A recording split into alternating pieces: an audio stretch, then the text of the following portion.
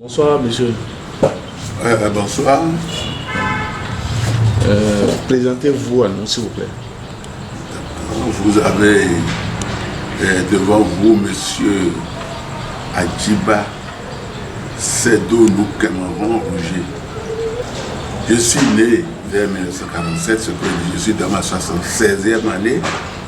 J'ai travaillé, je suis comptable de profession. Après, je suis devenu banquier, j'ai fait 35 ans de banque.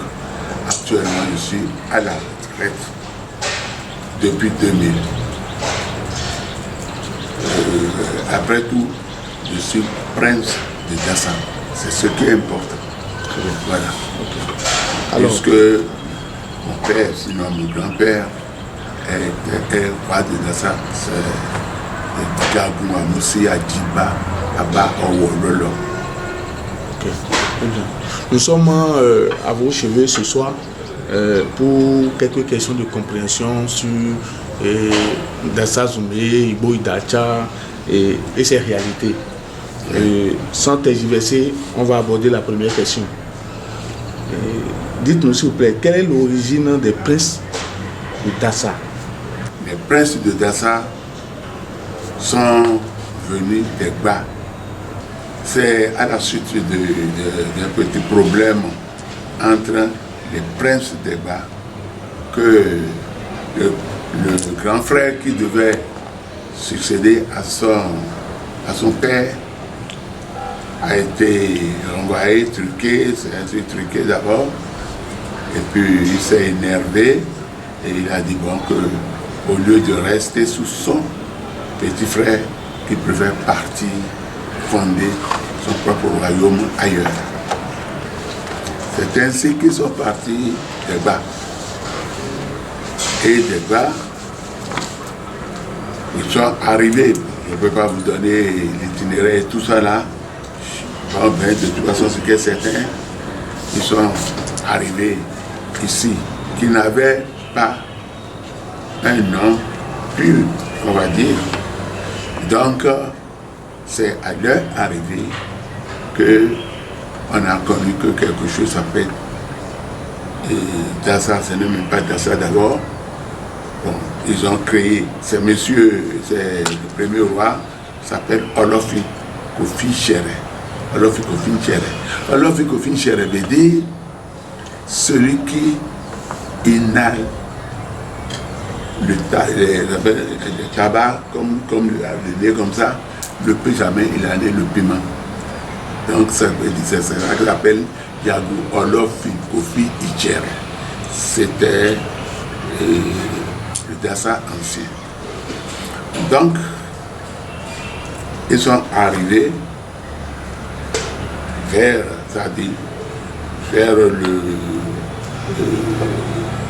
c'est le l'est là-bas, vers le nord, et de nord, ils sont arrivés à là où se trouve aujourd'hui la léproserie, et c'était le premier, pratiquement le premier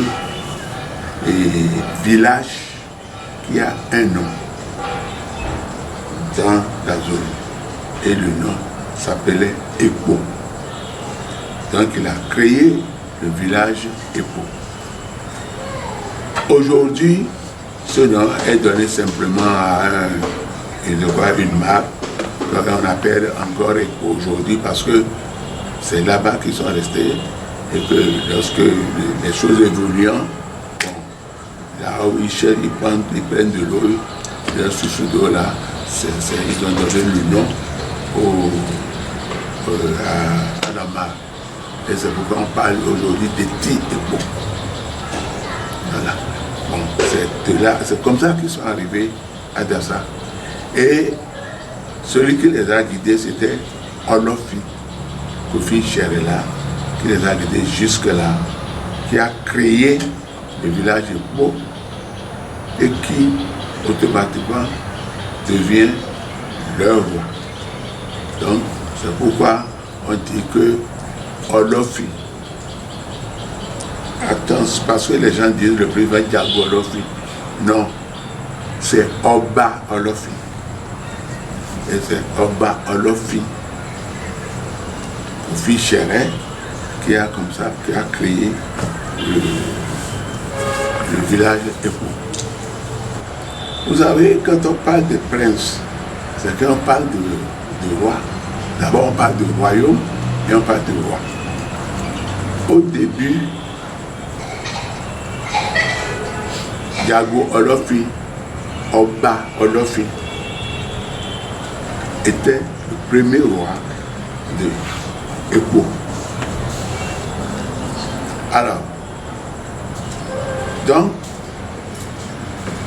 il a, bon, je peux dire que c'est un village.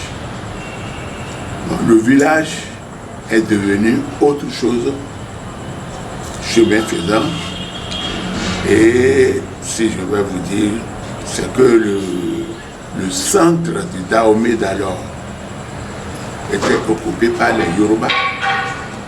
Et ce n'est qu'au XIIe siècle que les Yoruba se sont installés au centre-ouest du Dahomey et ont créé le village qu'on appelle Ita, qui après est devenu Ifita.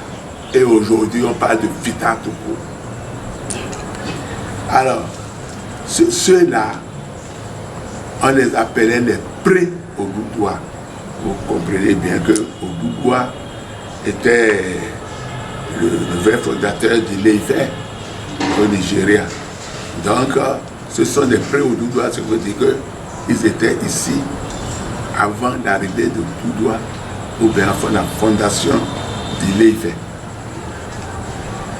Bon, c'est le premier royaume pratiquement du centre. Et c'est un royaume très puissant qui s'étendait du Zou à l'Ouémé et puis on appelle Adabado vers les monts Ségui.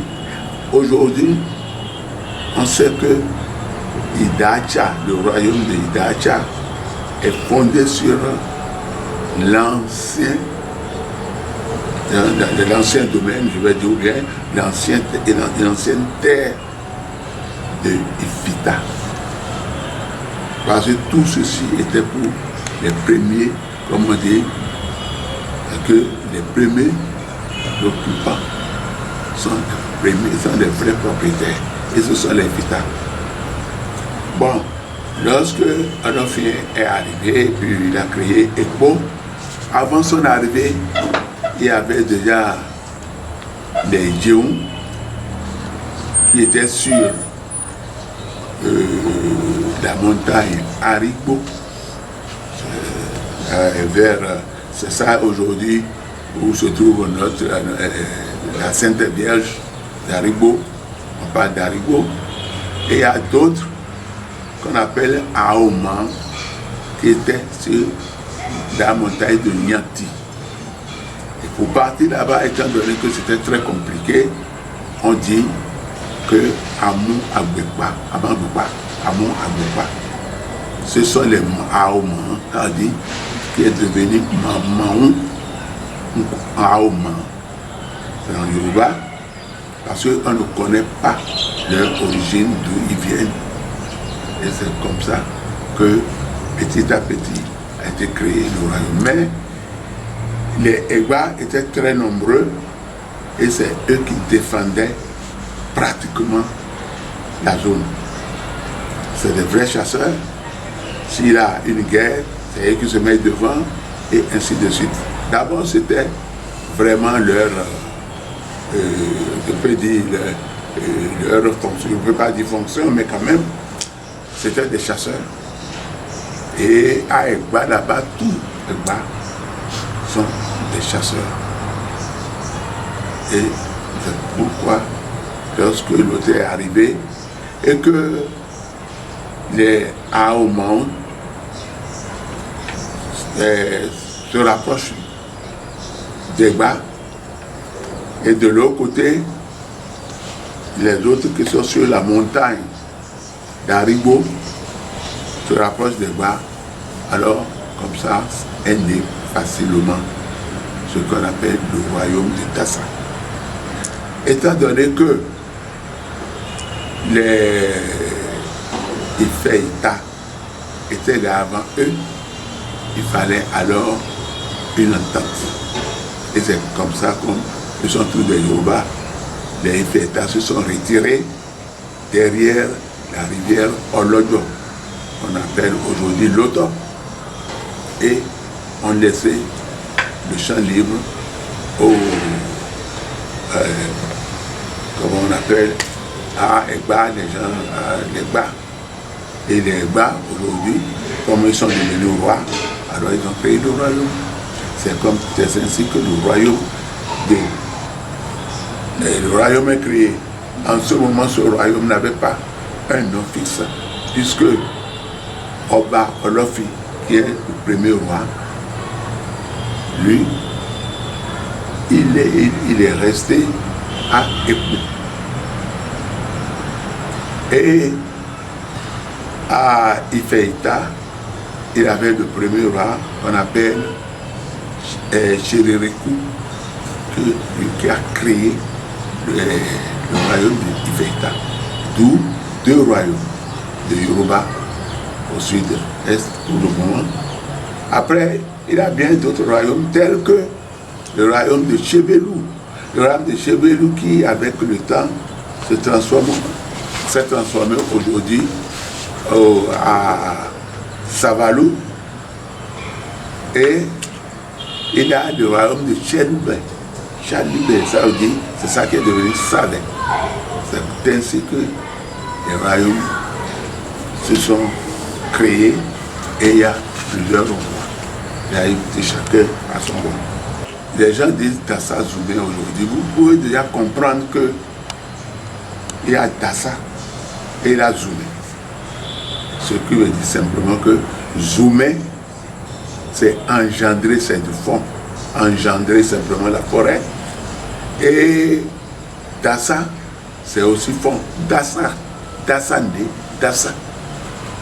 Tandis que le vrai nom, c'est Igbo, qui veut dire forêt en Yoruba, Idacha. C'est le vrai nom, ça. Igbo, Idacha, et non Dassa Zoumé. Bon, maintenant, je vais essayer de m'expliquer un peu. Oui. C'est que lorsque Oba Olofi est arrivé avec son groupe à Dassa et crée le village Ekpo, il était arrivé avec sa première fille. Et sa femme attendait déjà un enfant.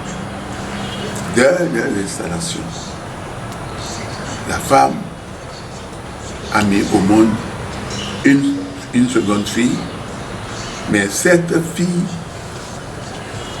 est née albinos. Alors pour le Yoruba, tout enfant né avec une déformation, par exemple un bossu, qui n'a pas de pied, ainsi de suite, les petites têtes que nous appelons aujourd'hui, Tokos ou tout ça, le Yoruba appelle tout ça là Ocha, Omalé et Ochani. Vous voyez? Donc lorsqu'elle était albinos, on l'appelait Ocha. Son père est devenu roi. Il est né lorsque son père est déjà devenu roi avant sa naissance. Donc les rois, les enfants ou les fils du roi, les filles s'appellent Ida. Ida, tandis que les hommes ou les garçons, ça s'appelle carrément les princes. Donc c'est prince, princesse, non pas le français. Donc Ida, et la fille albinos est née Ida, a dit princesse. Est née albinos, ça veut dire carrément Ocha. Mais quand on colle les deux ensemble, on voit Ida et on voit Ocha. Maintenant en Yoruba, il y a un fait, il y a un truc, un fait qui s'appelle ce qu'on appelle émission. qui fait que deux voyelles ne se rencontrent pas. Dans ce cas, c'est qu'il y a l'autre, un avale l'autre. Alors, à partir de ce moment, nous avons Ida, la fin c'est A, nous avons Ocha, la fin c'est O. Alors, il faut quand même les deux là que un disparaisse. Donc, le A avalé le O.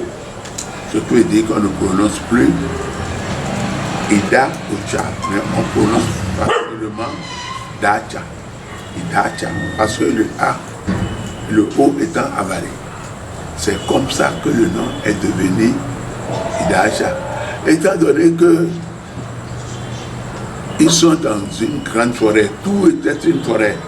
Même lorsque les Blancs sont arrivés, tout Dassa jusqu'à, je pense, jusqu'à Salé, était une forêt classée. C'est maintenant que ça a été déclassé. Bon, je ne vais pas rentrer dans ça. Donc, ils étaient Igbo, c'est pourquoi ils appellent Igbo. Donc, quand ils vont voir la princesse, ils disent nous allons à Igbo Idacha. Et c'est comme ça qu'est né Igbo Idacha. Et petit à petit, ce nom s'élargissant donne le nom au royaume. Voilà, c'est pourquoi aujourd'hui c'est ça. Mais c'est bizarre qu'aujourd'hui on parle de Dassa Zoumé. Parce que Dassa Zoumé est né quand? Lorsque les fonds qui posaient les rails sont arrivés à Dassa. Et que lorsque le roi Bianzé, que les colons, si vous voulez, les Français, pourchassaient, le roi Bianzé s'est caché à Ifeïta. Donc, pour appeler Igbo Idacha, c'est un peu difficile pour eux. Lui, il dit Dassa Zoumé. C'est comme ça que Dassa Zoumé est né. Ce n'est pas le nom, notre nom. Nous sommes des Yoruba et nous devons dire Dassa Zoumé. Aujourd'hui, je constate même quelque chose qui m'étonne, c'est que les gens disent, ils écrivent Idacha, ils mettent deux voyelles ensemble, alors que deux voyelles en Yoruba ensemble, c'est un fait qui n'est pas permis et que un doit avaler l'autre. Donc ce n'est pas possible de mettre deux A. Vous mettez deux A, c'est que vous faites avaler un A forcément. Voilà.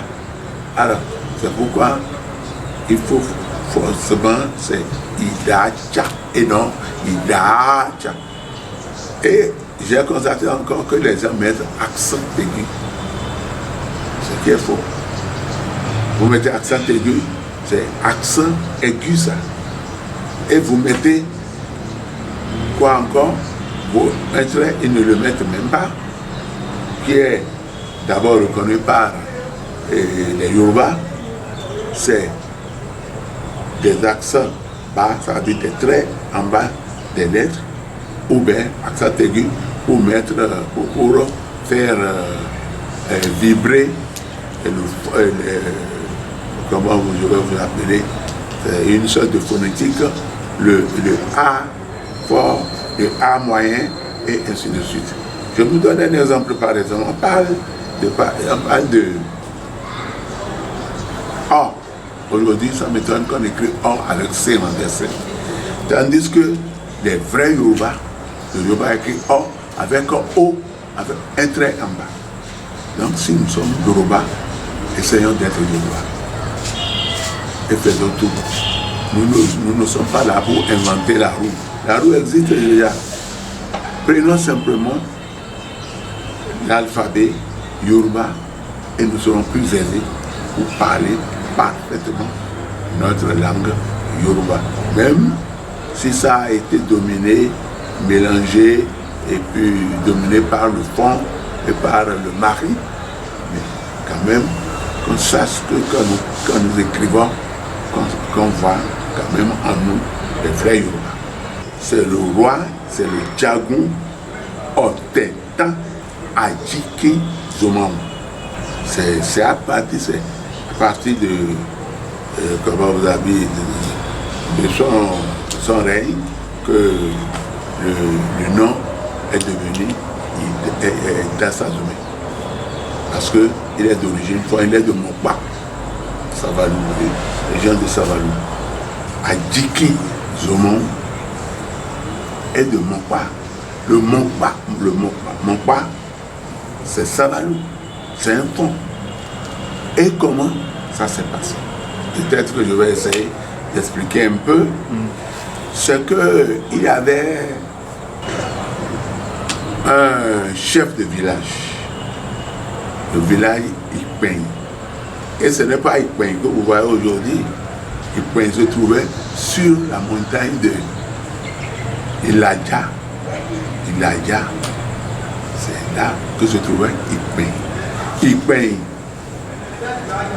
fait allusion à un fusil que nous appelons le fusil Ladja Ikpeng. C'est pourquoi c'est Ladja Ikpeng. Ladja ya Ikpeng, c'est ça. Bon, et celui qui se trouvait là, c'était le chef, c'était un Yoruba. Un Yoruba qui est très bien, qui avait un ami fond, qui venait le voir de temps en temps, de Mokpa, parce que l'ami est de Mokpa. Bon.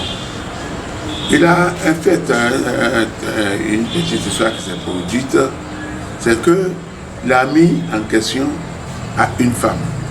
Et la femme est tombée grosse.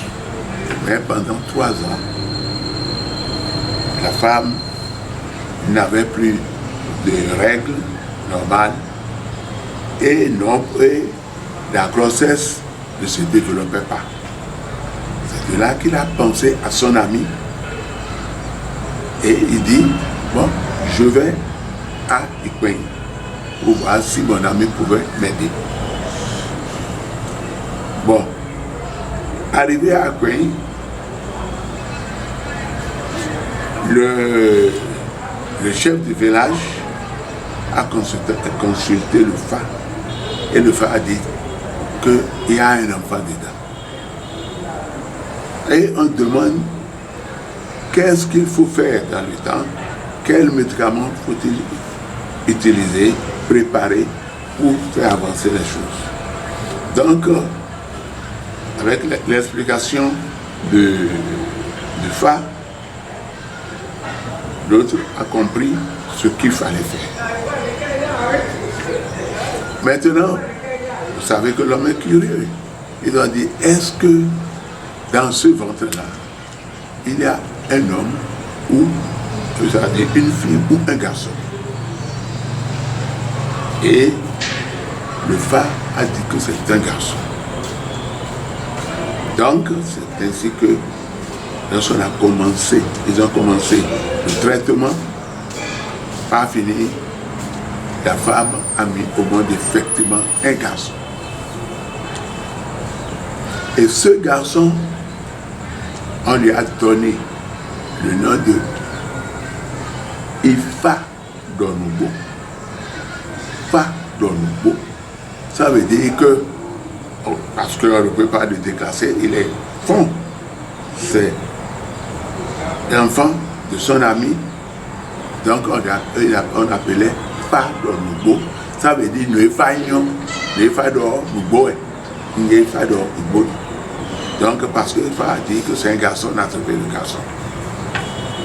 Donc c'est ainsi que le papa de Ifa Donubo arrivait. Il n'était même pas né quand le papa arrivait de temps en temps. Il faisait la navette entre son village et Ikpeng là. Et un jour, il partait et au niveau de Logozoré, il a eu un accident, ça veut dire il a pétiné une vipère qui l'a mordu. Donc avant d'arriver à la maison, il est mort. Donc Fadongo est né orphelin de père. Et le chef de village a décidé de le garder. Il a gardé le gars, et il est devenu grand, il est devenu homme, vrai homme. Le chef de village a fini même par prendre sa maman en mariage, comment vous appelez, comme épouse. Une épouse parmi des épouses. Donc, la femme a fait d'autres enfants au chef de village.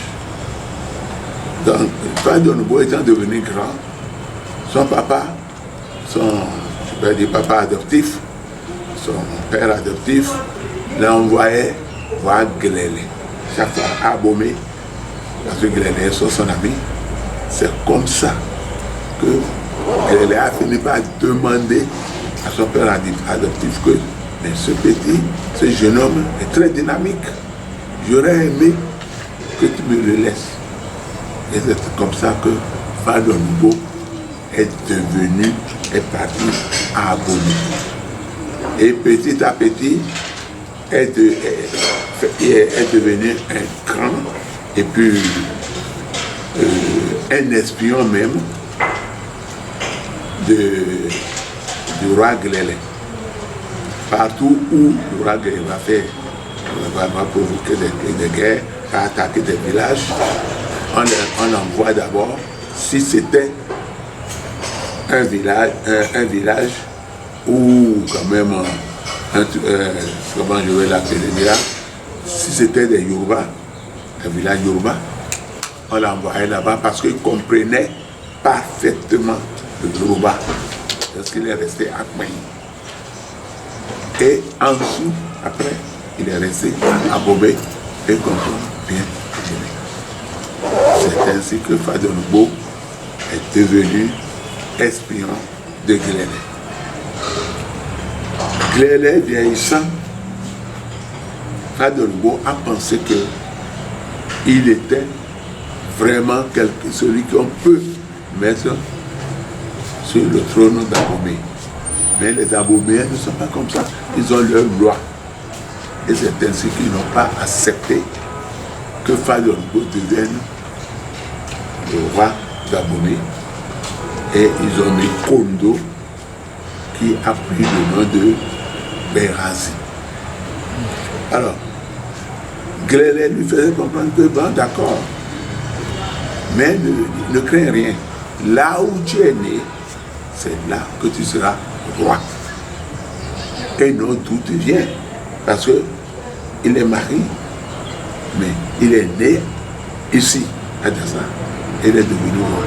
Il va devenir roi de Dassa. En ce moment, effectivement,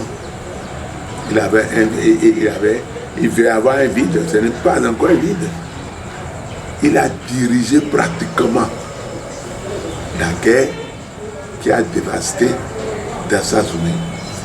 Il y a des années 1874, il a conduit cette guerre-là. Et généralement, quand les trucs arrivent pour protéger le roi, on envoyait le roi sur la montagne d'Aribo, qui est une montagne plus haute que les autres montagnes. Donc le roi Amuro, qui était même un enfant de son père adoptif, c'est Amuro, c'est lui qui était au trône, sur le trône de Dassa. Et c'est lui, il est Amuro, mais d'abord, ils sont des jumeaux. Et les deux jumeaux, il est Amuro, il est Arissi, habite, et voilà, il est Arissi. Donc, lorsqu'il est arrivé, il a combattu les Dassa. Les Dassa ont dit d'accord, il connaît Dassa, on le connaît. Donc, il monte. Le roi a dit, tu es le fils adoptif de mon père. Si tu me trahis, alors là, tant pis pour toi. tant pis pour toi. Je te suis, je descends parce que tu es un enfant de mon père. Et c'est comme ça que, amoureux descendant, arrivé un peu plus bas, il a été abattu, et ils ont coupé sa tête et ils ont amené la tête à Abomey. Jusqu'aujourd'hui, c'est ça. Et c'est ainsi qu'ils ont gagné Dassa, le royaume de Dassa. Ils ont pris les plus jeunes et tout ça là, à Abomey comme esclaves. Et ces esclaves, parmi ces esclaves se trouvait même mon grand-père, qui après est devenu aussi roi, c'est Adjiba. Il était esclave de guerre, de cette guerre-là. Il était très jeune. Donc, le roi Abouro est décédé. Il y avait un vide parce que c'est la guerre. On ne savait plus comment faire. Tout est cassé. Les cérémonies, on ne sait plus comment on va faire les cérémonies, comment on va faire ceci et cela. Et c'est ainsi que Grellet dit, vous êtes obligé de prendre Fadongo comme votre roi. C'est pourquoi quand on parle le plus souvent des rois qui ne sont pas des princes, on le compte comme quelqu'un qui a été imposé au Idacha pour être le roi. Ça a traîné, beaucoup, ça fait des années, et que l'Idacha a dit bon, d'accord, on accepte. Et c'est comme ça que Fadongo est devenu roi de Dassa. Et 1884 par là, à peu près. Devenu roi de Dassa, il faut qu'il prenne un nom. Les Dacha donnent un nom. Et toi, le roi, tu donnes un nom forme. Les Dacha ont dit, tu t'appelleras Otetan. C'est l'ancien Dassa. Otetan veut dire, c'est fini maintenant, non? C'est fini la colère, c'est fini tout. Parce que tu es roi maintenant, Otetan. Et lui, pour prendre son nom, il a dit qu'il s'appelle Adjiki d'abord. Zoman. Adjiki, qui veut dire en Dassa, tous les jours que vous vous levez, venez s'agenouiller et saluer moi.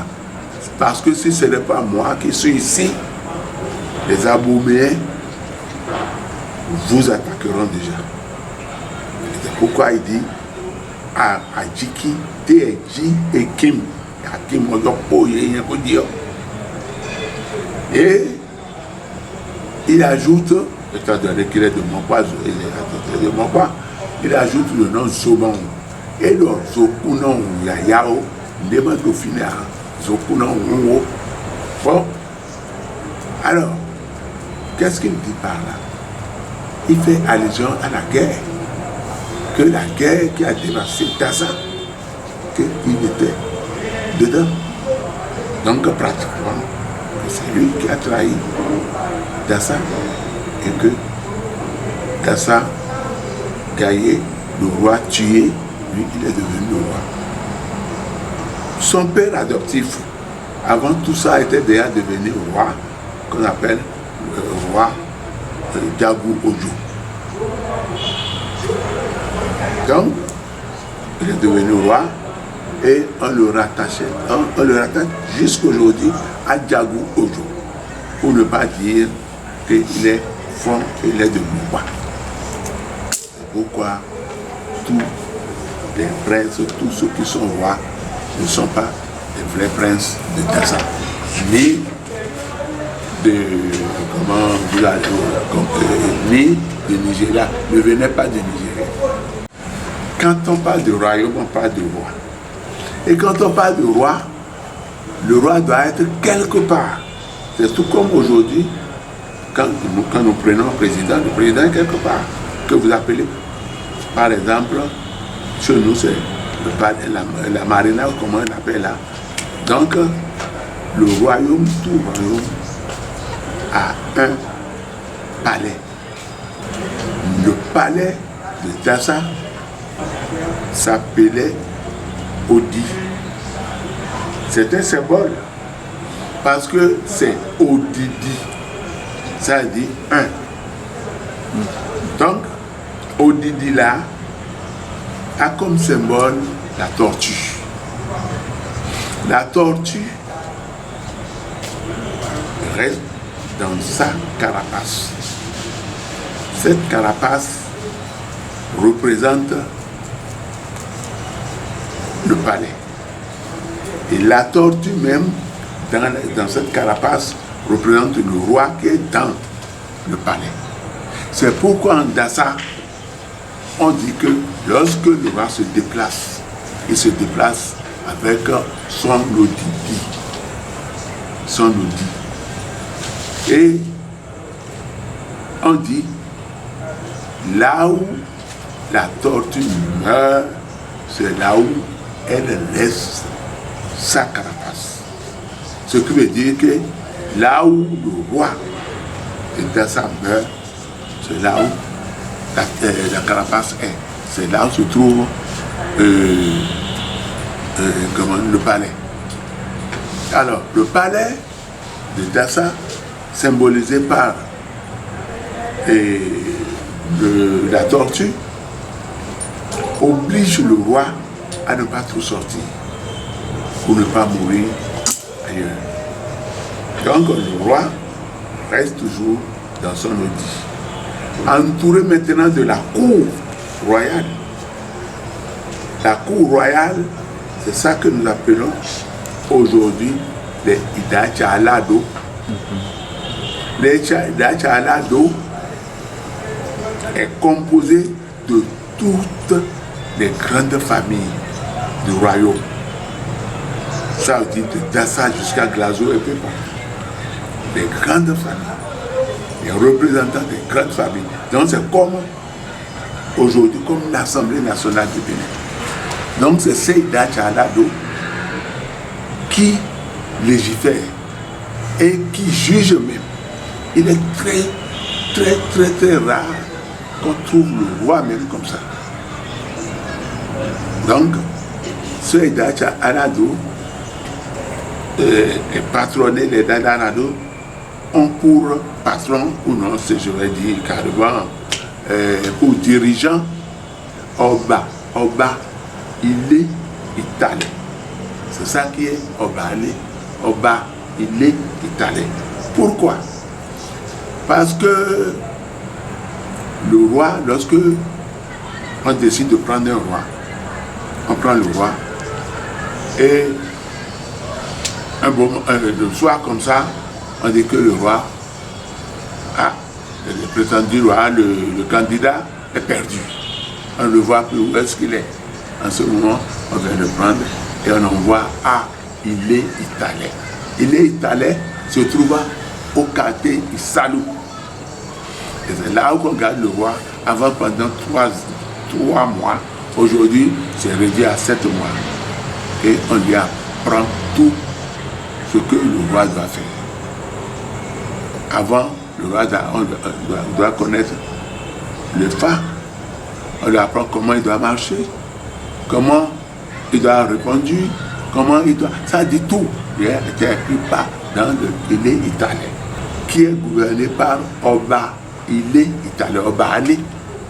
Vous comprenez, non? Et maintenant, Oba Ali, c'est lui qui devient maintenant le dirigeant de la cour royale.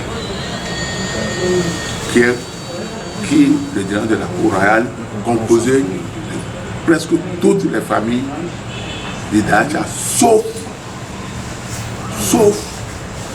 la famille, la collectivité Omandiagou. Parce que le roi étant déjà Omandiagou, il ne doit plus avoir un autre Omandiagou dans la cour royale. Et c'est ça que la cour royale est composée. Donc les gens font des erreurs, ils disent la cour royale est composée du roi et de sa famille. C'est des erreurs, ça. Il faut. Parce que Le roi, le palais royal et la cour royale est dirigé, composé par les Idacha Alado. Pourquoi parle-t-on donc de 41 collines? Oui, d'accord. 41 collines, ce que les Idacha appellent Okegigalogoji. Okegigalogoji, les gens confondent quand on dit ok. C'est faux. On dit Okere Gigalogoji. Nous sommes Yoruba. Okere. Okere veut dire simplement village. Les villages qui composent le royaume. Ces villages sont au nombre de 41. C'est pourquoi on dit Okere Gigalogoji et non Ok. J'ai constaté que les gens sont là et puis ils mettent Ok Aïra, Ok Ilema, Ok. Non, c'est Okere. Mais lorsqu'on le simplifie, on dit Ok, tout court. C'est pourquoi c'est simplement que le royaume de Tassa était composé de 41 villages. C'est ça qu'ils appellent Okere. Ok, Okereni. Voilà. C'est tout, toute l'explication. Donc, lorsqu'on parle de 41 collines, nous avons des gens aujourd'hui qui ne sont pas à Dassa, qui ne sont pas à cette ville dans la capitale. Et c'est ceux-là qu'on appelle les aidés. Lorsque les aidés quittent, par exemple, si tu veux, Glazoué, si tu veux principalement Wissink, et il vient à Dassa, qu'est-ce qu'il dit? Il dit, je vais à la forêt du roi Igbo et Oba. Oba, c'était le roi. L'école Igbo Oba. C'est ça que les autres disent. Tandis que ici, nous on dit, nous sommes des Igbo Idacha. Donc, d'où Dassa a deux noms. Le premier, c'est Igbo Idacha. Le deuxième est donné par les 41 collines qui le composent et qui ne sont pas à la capitale. Et ils disent, nous allons à Igbo Oba, la forêt du roi. Mais 41 que tu n'entends pas, ce n'est pas des montagnes. C'est faux. C'est Okere Gigalogoji. C'est ça. Il ne faut pas confondre Okere à une colline. Non. Et comment on peut compter ces collines-là si des gens qui disaient que ce sont des collines réelles, ils n'ont jamais pu démêler ça. Comment on peut dire aujourd'hui que la montagne qu'on appelle Okiaira est une colline? Alors, Okiaira se trouve à Kobo, elle est tout près. C'est tout. Qui n'est même pas, qui est aujourd'hui un champ où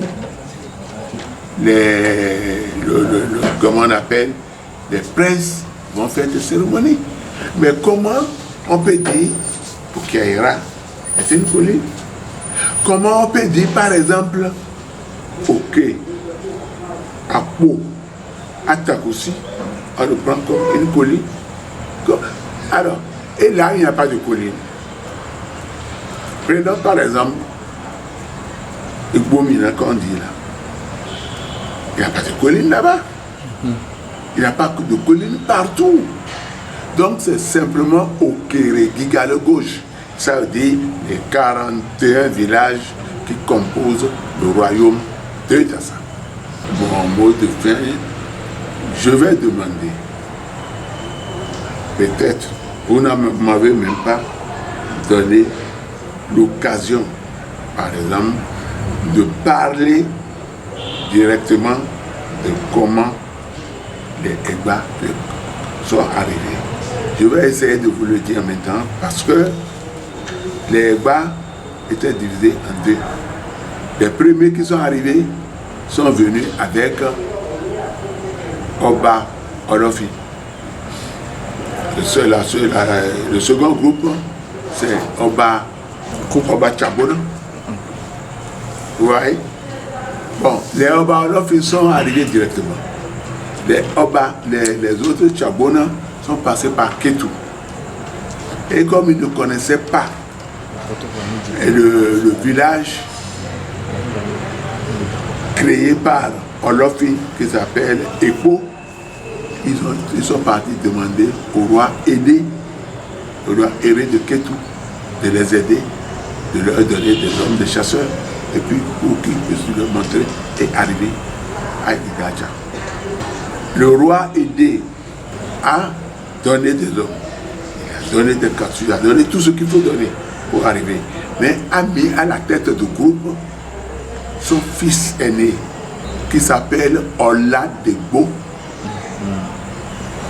Le fils aîné, chemin faisant, lui est fils, c'est un prince. Il a le chapeau, il a la chaussure. Dans le temps, ce sont ces deux choses qui sont très importantes. La chaussure et le chapeau. Bon, vous savez que un vieux est toujours vieux, un vieux renard. Alors c'est comme ça que Tchabona arrivait à un truc donné, il dit que lui il est fatigué, qu'il a des ampoules aux pieds, il ne peut plus marcher, et ainsi de suite. La terre est chaude et puis tout ça là. Le jeune prince Oladegbo, pensant qu'il était en train de faire plaisir à un vieux, à un grand frère, s'est déchaussé et a donné ses chaussures à Tchabona. Arrivé ici, arrivé au village Epo, on demande le dirigeant de ce groupe. On l'a déposé présenté, mais la cour royale a dit non. Que c'est celui qui porte la chaussure qui peut être votre dirigeant. Et c'est ainsi que Tchabona était devenu le dirigeant des Egba, Guni et passé par Ketu. Maintenant, il y a une autre question qui s'est posée là automatiquement. Donc on a deux sortes d'Egba. Il y a les Egba qui sont passés par Ketu et les Egba qui ont suivi Oba Olofi. Donc arrivé ici, on les appelait Egba Olofi ou bien Oba Irebon. Et on appelait les autres Egba Ketu. Donc il y avait Oba Olofi, Oba Tchabona, d'abord Oba Oyoro, qui était la fille aînée d'Oba Olofi. Et il y a Oba Tchabona. Et après, il y a eu Oba Ogoudou. C'est au niveau d'Ogoudou que tout a été quand même rectifié. Parce qu'en ce moment, c'est que les deux groupes de Olofi et de Ketu peuvent se marier. L'autre a dit non, d'accord, nous sommes venus du même coin. Vous voyez, nous sommes venus du même coin. Et à partir de ce moment, il a créé une sorte de crédit, il a fusionné tout le monde. Il dit, à partir d'aujourd'hui, je ne veux plus entendre Egba Ketu. Egba Irebon. Il a refusé, il a fait un crédit, il dit, désormais, nous sommes les hommes Djagou. Mais les gens traduisent homme Djagou par les enfants du roi, parce que le roi s'appelait Djagou, Oba Djagoun. Djagoun a été créé par Djago Olofli, Djago Ogoudou. Sans quoi c'était des Oba, c'était des Yoruba. Bon, maintenant, lui est arrivé ici, il a dit, le roi, désormais on va l'appeler Djagoun. Pourquoi Djagoun? C'est que d'abord, pour commencer, si vous allez à Sabé, vous allez voir, le mot Djagoun était carrément, je vais vous dire, un adjectif qui désignait les bas. Tu vois, Oman Djagoun là, c'était un adjectif, on dit, on est bas, on lit, Oba, Bobo, on est manchebi, Oba. Ça veut dire qu'ils sont tous des guerriers. Et maintenant, et tous des chasseurs. Donc, tu ne peux pas me dire aujourd'hui que voilà, nous sommes des guerriers, tu es mon roi, celui-ci est mon roi. Non. Tu vois, c'est là qu'on dit, c'est pourquoi on nous appelle Oman Djagoun, Oman Djagoun. Lui, il a pris ça et donné ici à notre collectivité. Il a dit que lui-même s'appelle Djagoun. Le mot Djagoun vient aussi d'Egba et principalement de Sabé. Aujourd'hui, si vous allez à Sabé, vous allez trouver des familles Djagoun. Parce qu'il paraît qu'il y avait un premier roi qui est resté à Egba, qui vient d'Egba et qui est resté là, qu'on appelait Djagoun, Oman Enyoké. Donc, ça là, que les gens ne confondent pas Oman Djagoun, qui veut dire les chasseurs, et Djagoun, qui veut dire simplement un responsable, un chef de famille. Aujourd'hui, nous avons donné ce nom, Djagoun, à notre roi. Et c'est comme ça que Djagoun, je ne peux pas dire Djagoun d'abord parce qu'il était Oba Ogoudou, qui, après les réformes, a dit Djagoun. Donc, il quitte Oba Ogoudou pour devenir Djagoun. Donc, c'est à partir de là qu'on n'a pas dit les Oman Djagoun et le roi devient Djagoun et non Oba. Voilà ce que nous devons savoir. Le second, j'aurais souhaité vraiment que les cadres de ce pays se comprennent et se réunissent et oublient leur titre pour que nous puissions vraiment faire une bonne histoire de notre pays. Ce n'est pas une affaire de doctorat, de ceci et de cela, non. C'est ce que chacun a compris, le dit, on est d'accord et on écrit. Mais ce maître-là, on te dit, fais l'histoire de Dassa, et tu parles tout comme si tu étais présent au moment des faits. Non. Tout ce que nous disons, tout nous a été transféré par quelqu'un, par nos parents, par nos grands-parents et par quelqu'un qu'on doit toujours citer. Mais on ne doit pas parler, on dit je suis historien, et on parle tout comme si, lorsque tu es historien, au moment où les faits se passaient, que tu étais là-bas. C'est faux. Donc, tout ce que nous disons doit avoir obligatoirement une preuve et des preuves.